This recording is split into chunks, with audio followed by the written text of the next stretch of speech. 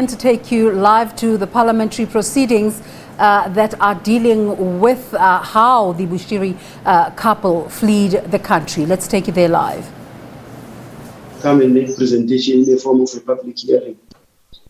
So today's discussion and item number 2 will then enable the committee to take a sound and indeed an orderly decision on how do we deal with this thing, because item number 2 is most important, as we all know that we are going to the next local government elections, and we've got to deal with these issues of local government elections speedily so that we don't interfere with the itinerary of the IEC between now and the next local government elections.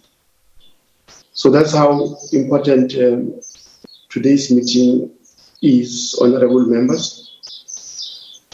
I'm now going to take this opportunity to give the Honorable the Minister of Home Affairs to make a presentation on item number 1. Over to you, Minister.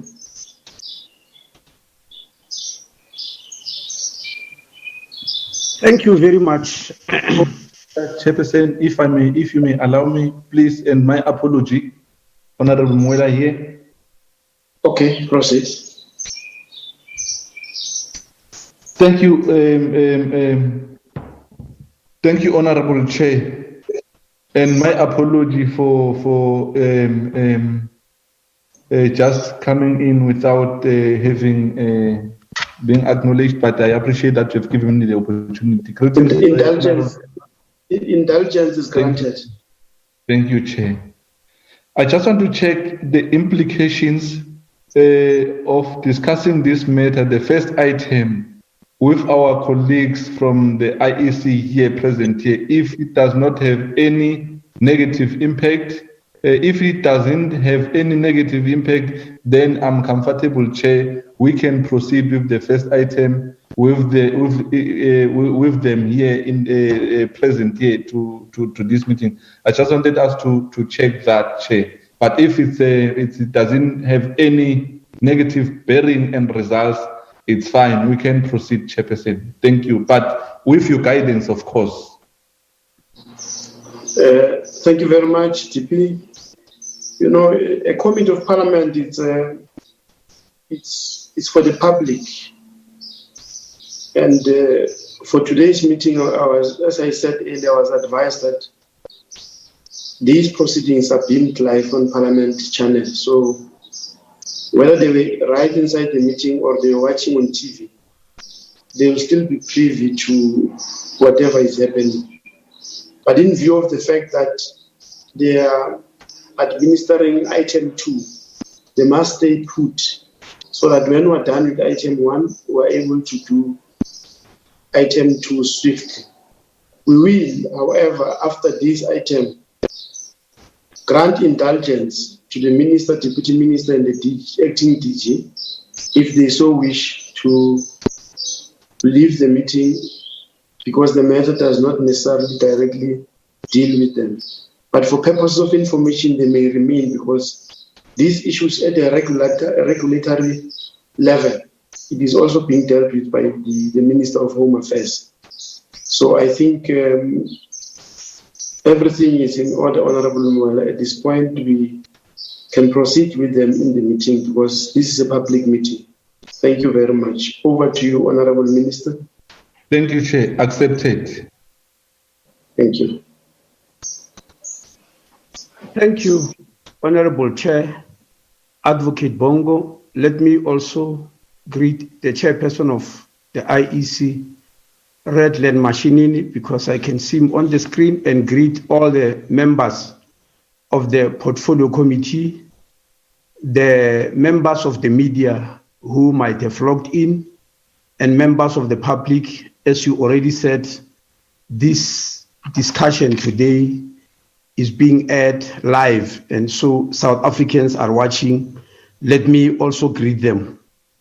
Chairperson, right from the start, I wish to mention why I did not present you with a written presentation, as we normally do, as is normally the practice. Number one is the shortness of the period of notice. I was only told yesterday when I was in lots of meetings. But number two, and most important, the matter of Bushiri chairperson is not solely a matter of Home Affairs, as many people have been saying ever since the saga began. The whole security cluster, the JCPS cluster, justice, crime prevention, and security cluster are involved in it, which means it's the Home Affairs Department, the Department of Justice, South African Police Services, together with their branch, the Hawks, the Minister of State Security, the Minister of Defense, and the Minister of International Development and Cooperation, DERCO. All those clusters and ministers are involved in this matter of Bushiri. So any report that will come to Parliament will come through that cluster. And coincidentally, for the whole morning yesterday, the ministers of the cluster met, and they also met with their technical teams. And they are going to prepare a comprehensive report that involves everybody. That is the one that will come to Parliament and also to this committee. What I'm going to do this morning is just to outline the role of Home Affairs in this whole thing. I would like to start by saying, Chairperson, we got involved in this matter of Bushiri. Sometimes last year, when the Hawks were investigating cases of criminality, fraud, corruption, and money laundering. In the course of that investigation, the Hawks came across identity documents that were problematic to them, that had lots of inconsistencies. They then handed them over to Home Affairs to say, we are investigating these crimes, but the issues of identity and identity documents is a purview of Home Affairs Department, and we won't be able to interpret them. Please take over. Home Affairs then went in to find out exactly what's going on about the documentation of the officials. Then they found that let me give you the instrument which we use. Home Affairs has got an electronic movement control system in our ports of entry. That means a system which shows the ins and outs of people into the Republic. That means when you enter the Republic and when you exit, it is recorded on the movement control system. Members of Parliament and the Portfolio Committee might remember that when COVID-19 struck, we closed 35 border posts. One of the reasons of closing them is that they don't have movement control system. They are not sophisticated. So we're left with only 18 border posts that can control the movement control system. So when we want to check the ins and outs of a human being or any person in and out of the Republic of South Africa, we go to the movement control system. The movement control system shows that Miss Mary Bushiri entered South Africa through OR International Airport, OR Tambo International Airport, and produced a permanent residence permit, which she claimed was issued to her in 1997. That is just 3 years after democracy. Now, obviously, this is surprising because people don't just get permanent residence permits when they enter the country for the first time. But anyway, she produced it and said, no, it was given to her in 1997. On our movement control system, we do not have any records of her entering the country in 1997. Then, in movement control system shows that further, that Mr. Bushiri himself entered South Africa around about 2009. Other records of Immigration are indicating 2009, but the real movement control system indicates 2013. So we'll take 2013 as authentic because it's recorded officially on the movement control system, not on an investigation. In 2014, 2015, 2016, Mr. Shepherd Bushiri registered companies with a CIPD and started conducting business.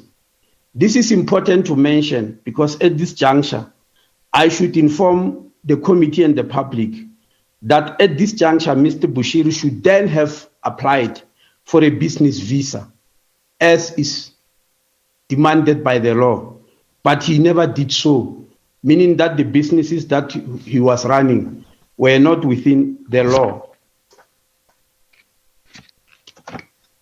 Then, Chairperson, in 2016, the Bushiris applied for permanent residence permit, meaning the fact that Ms. Bushiri had already produced a permanent residence permit in 2012. For some reason, she was no longer recognizing it, or she forgot. She applied together with Mr. Shepherd Bushiri for permanent residence permits in 2016, and they declared under oath that they entered South Africa for the first time in 2015. I've already informed you our movement control system shows otherwise. They were granted this permanent residence permit in 2016, which I must state was issued irregularly because there was misrepresentation of facts. I've already told you about some of the facts. And this matter is being investigated in terms of which Home Affairs officials were responsible and under what conditions. So having discovered all this, we reached a conclusion that the stay of Mr. and Ms. Bushiri inside South Africa is not regular.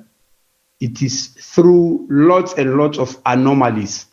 And so we need to take back or revoke their permanent residence status. On the 2nd of August, a notice was issued, 2nd of August this year. Home Affairs issued a notice asking Mr. Bushiri to provide reasons why their permanent residence permit should not be withdrawn. This is a normal procedure, Chairperson. It's the same procedure as when you suspend a person in the public service. You write them a notice and say they must show a cause why they should not be suspended. So we actually wrote to Bushiri using the same principle to show a cause why their permanent residence documents should not be revoked. At this time when we're issuing this notice, you'll be aware that Bushiri had already been arrested for the first time because he was arrested twice. And the court appearance was set for May 2021. So when we issued the notice to them, the Bushiris rushed to court, took Home Affairs to court, and asked the court to stop Home Affairs from asking them questions because they argued that they've got a criminal case to plead in court. And if they start answering questions before they are pleading in court, they might incriminate themselves. So they were asking the court to tell Home Affairs to back off. Unfortunately, the court did suspend our impending action. They did not stop it. They did not throw it out. They suspended it because the ruling was that Home Affairs, please wait with your intended actions until Mr. Bushiri pleads in court in May 2021. Of course, Chairperson and members of the committee, we were very upset by this ruling because we regarded the criminal cases which the Hawks have with Mr. Bushiri as not having to interfere with the processes in Home Affairs. So the very following day after this court ruling, Home Affairs applied for leave to appeal. Chairperson, when you opened this meeting, you mentioned Mr. Muela raising the issue of Home Affairs and Bushiri. This is the issue he was raising because members of the committee saw it on TV for the first time.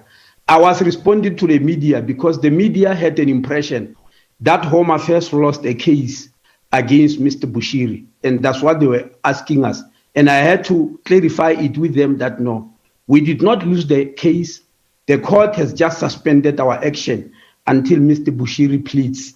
And if he pleads, we will go on with our action of revoking his permanent residence documents. Unfortunately, the court has put it in abeyance and we can't move. But that's not the same as losing a case. But anyway, we applied immediately for leave to appeal because we did not believe that this was a proper ruling. This leave to appeal was had on Friday, coincidentally, the day on which all these dramas that are now all over South Africa are taking place. On the day on which the president of Malawi was here, we were in court where the judge was hearing our application for appeal, to appeal that judgment. And of course, the matter was heard and judgment has been reserved.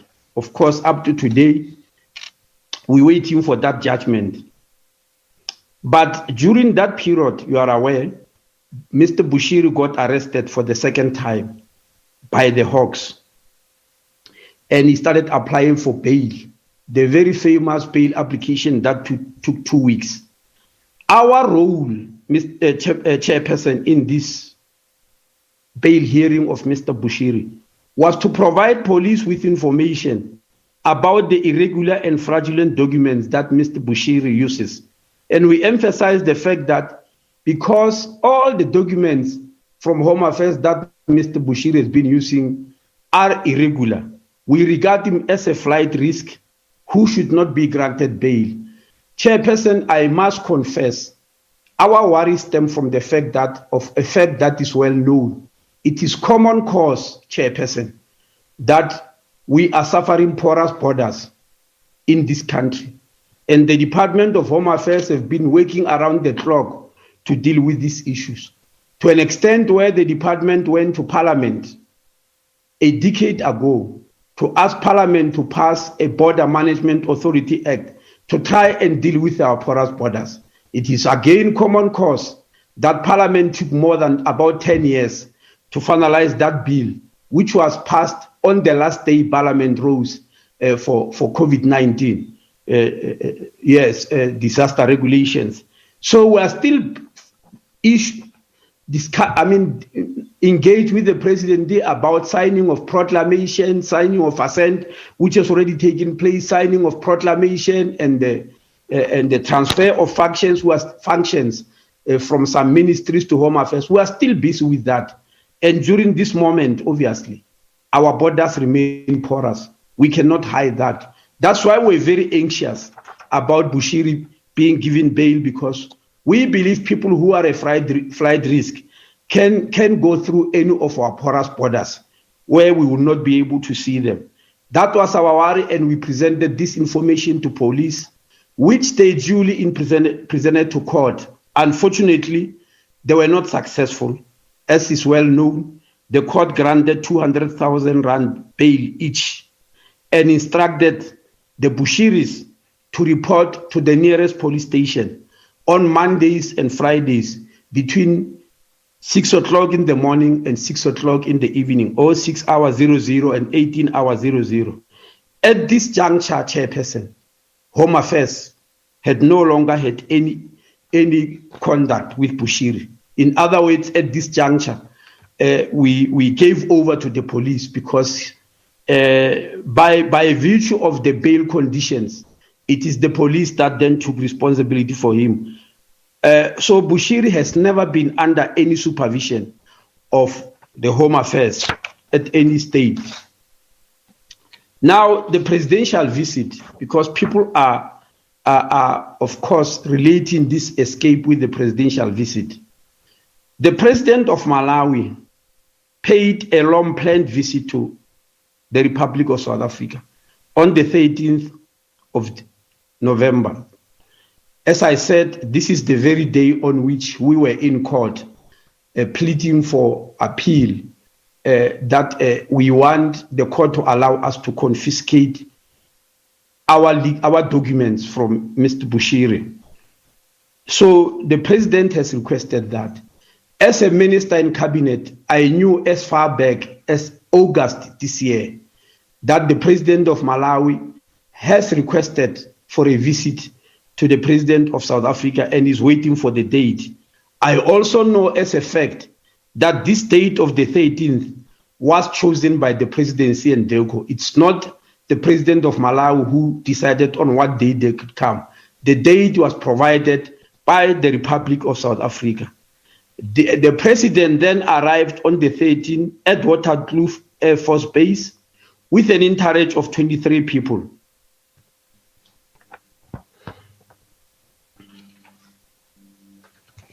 Now, after the visit, the entourage obviously went to Waterkloof Air Force Base to board the flight back home.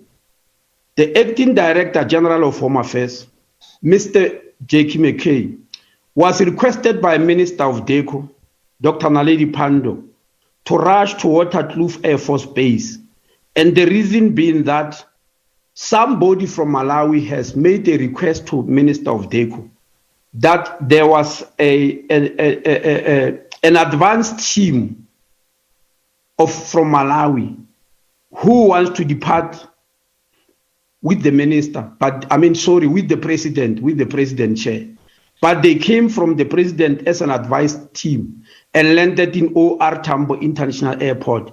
Now they wanted to leave through Waterkloof. The minister of DECO declined and said, no, it's not allowed.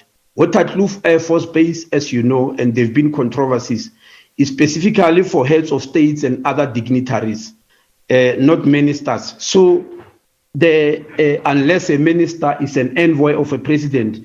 So they were told that no, it can't happen. Only the president and the first lady and the entourage they came with can live through Waterkloof. So Dr. Naledi Pandor asked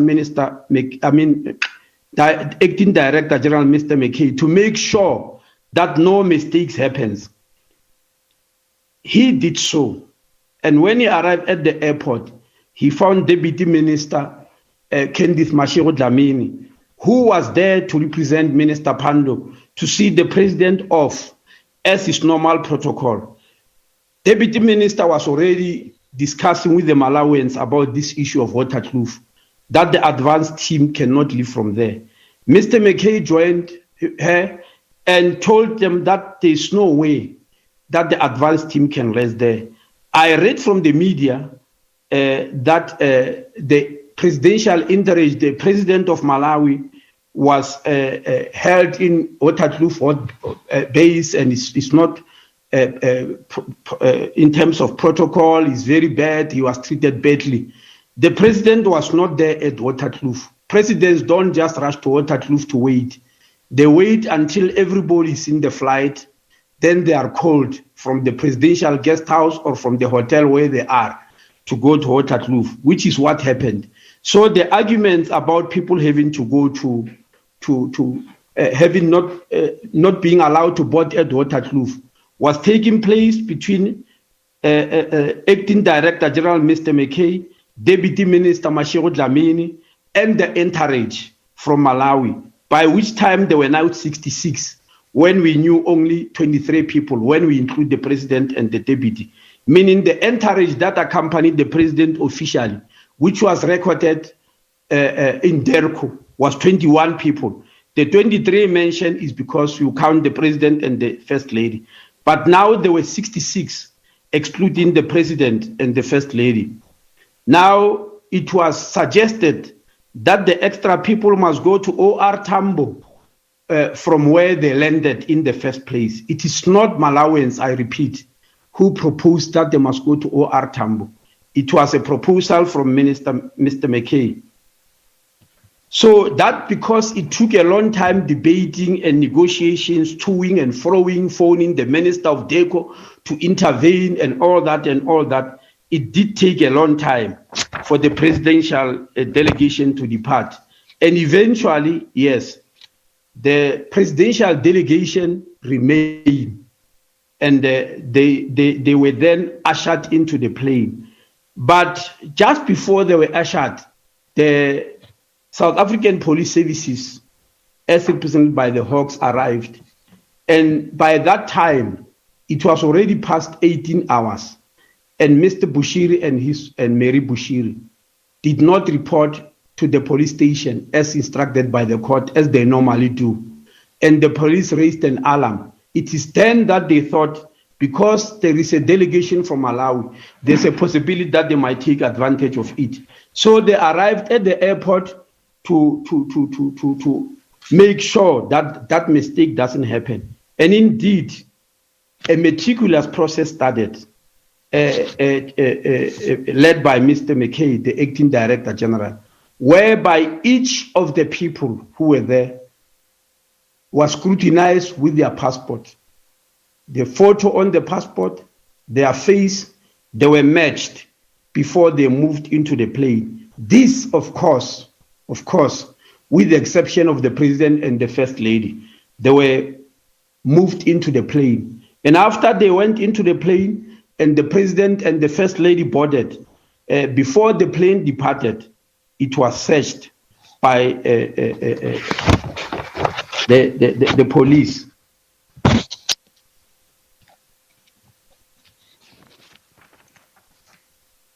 And then the agreement, Chairperson, was the realization by Minister McKay that possibly the Malawian delegation came with single tickets, with the belief that they will live with the president.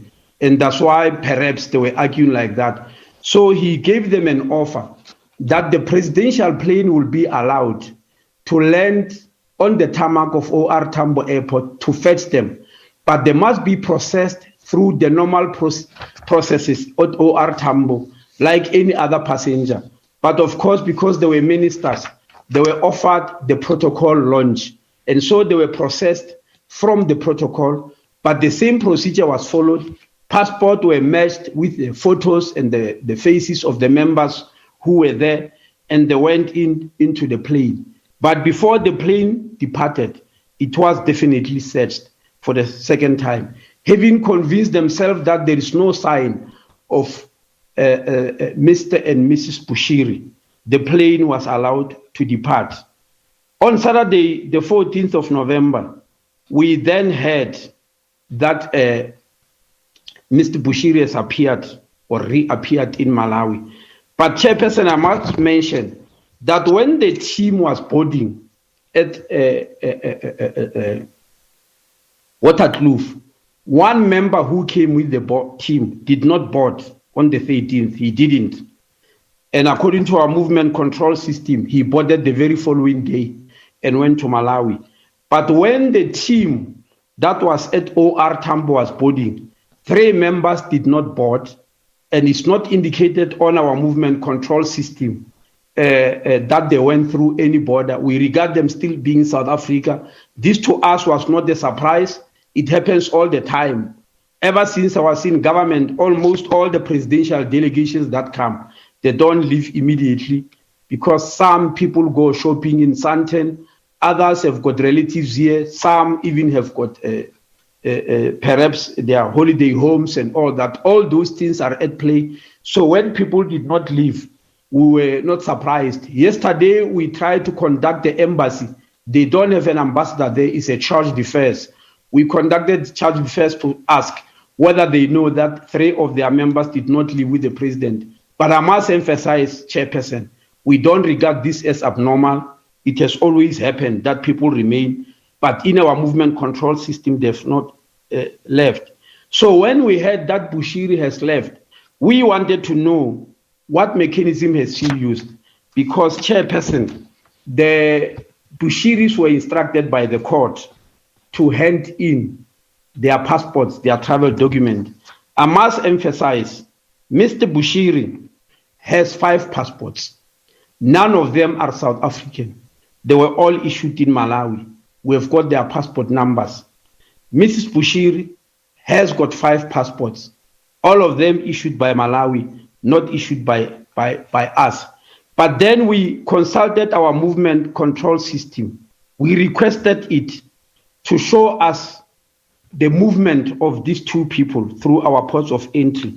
And our movement control system indicated that the last time the Bushiris went officially through any port of entry in South Africa was on the 19th of January 2019, when they entered South Africa through the OR Tambo International Airport.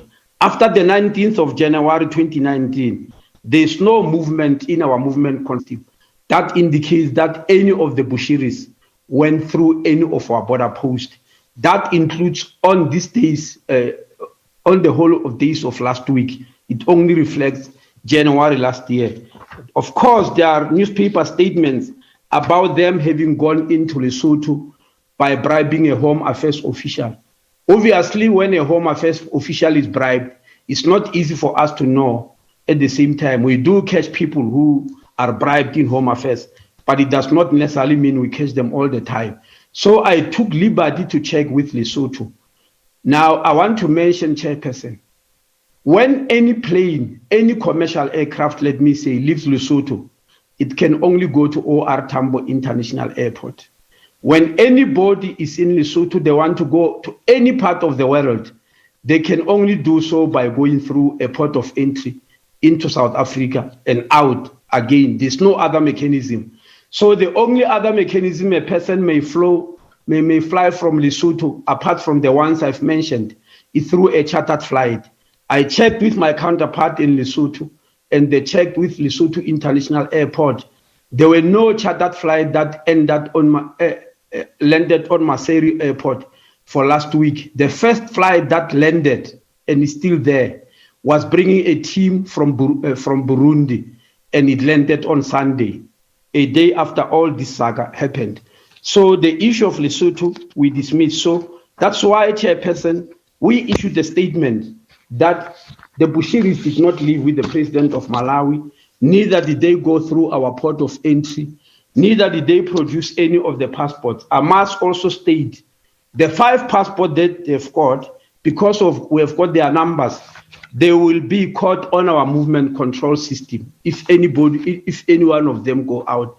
Now, Chairperson, at this juncture, I wish to stop because the rest of the report of exactly what happened will come from the JCPS cluster, not from me. I should not purport to be speaking on behalf of the other clusters. I cannot do so. I was never mandated. I'm only telling my committee what the Home Affairs knows and what the Home Affairs Department has done.